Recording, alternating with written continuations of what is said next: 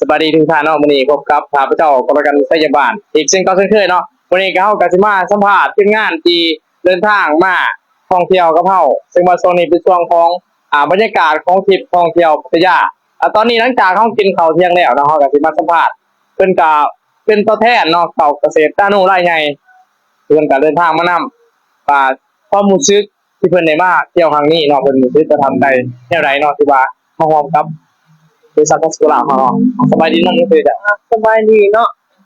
คือข่อยก็คือคำปล่อยเนาะมาจากหวยสั้น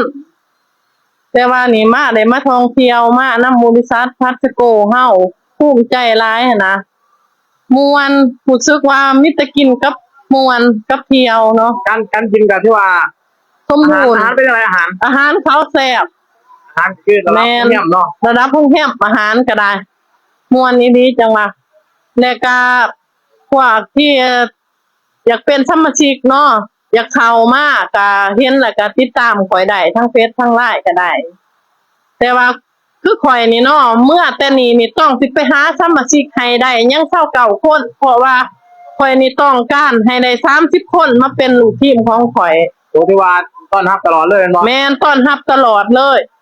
อยากได้หลายแฮงหลายและแฮงดีให้มาเที่ยวนํกันนะและให้เห็นว่ามันม่วนอีหลีในโลกเมืองไทยนี่และก็ประธานของเฮานี่ประธานที่พงเพิ่นก็เว้าจริงและเพิ่นทำจริงนะ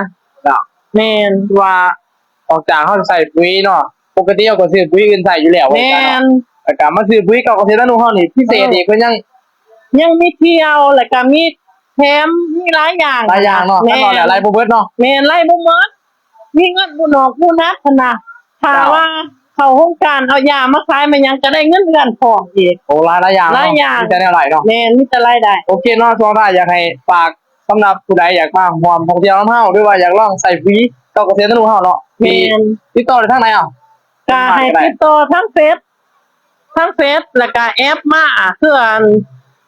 ลูกค้าที่ว่าต้องการเอาทั้งเฟซข่อยนะโอเคแม่นอยู่บ้านห้วยสั้นเนาะบ้านห้วยสั้นเด้อปากคลองแขวงจำปาสักแม่นเมืองปากคลองแขวงจำปาสักขอบใจหลายๆจ้ะได้หลาย